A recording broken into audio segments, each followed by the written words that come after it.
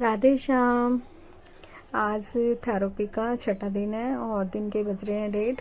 तुषार सुबह की एक्सरसाइज करके सो गया और बोला 2 बजे भैया आ जाएंगे, मैं थोड़ा सो लेता हूँ। मैंने कहा ठीक है। इतने में भाभी का फ़ोन आ गया था कालका जी से कि जी लोकेशन एंड हो गई है, अभी आगे की एक बार कैब वाले से बात कर लो। फिर कैब वाले भैया से बात की, तुषार को उठाया और तुषार ने उनको समझाया कि भाई थोड़े आप आगे निकल गए, आप पीछे लेकर आओ। तो वो फ़ोन पे बात करते करते एड्रेस बताता गया और वो कैब वाला भैया लेकर लोकेशन पे पहुंच गया। भाभी और आ गए थे, मैं उनको लेने बाहर पहुंच गई थी। भाभी ने तुषार से मुलाकात की और बहुत अच्छा लगता है जब घर का परिवार का कोई मेंबर आता है तो दुख है ना सुख में बदल जाता है। और मेरे चेहरे पे भी हंसी आ जाती है कि पूरा दिन तो वही काम, वही एक्सरसाइज, वही सब कुछ। जैसे ही 2 बजे भाई साहब आ चुके थे और अपने स्ट्रेचिंग स्टार्ट कर दी थी। आज थोड़ा हार्ड कर रहा था तुषार।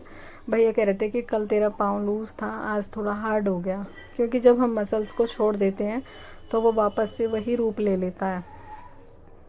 तो बोल रहे थे कि आज आप शायद मामी को देख के नहीं कर रहे हो, चीखना चिल्लाना सेम करो ताकि मैं मेहनत मतलब हार्ड वर्क कर पाऊँ।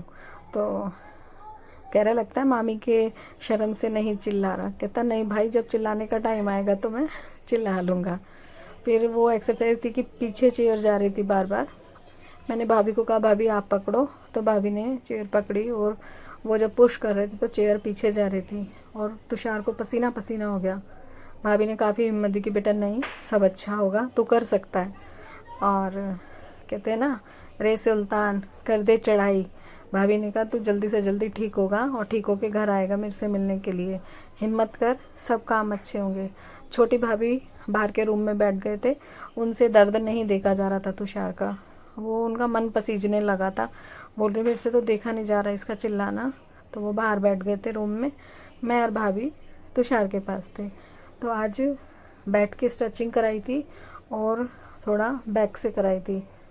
थोड़ा मूवमेंट था उसका, बट वो जितना करता है उतना फिर पैर रुक भी जाता है, क्योंकि मसल्स हैं, मसल्स वापस से अपना रूप ले लेती हैं।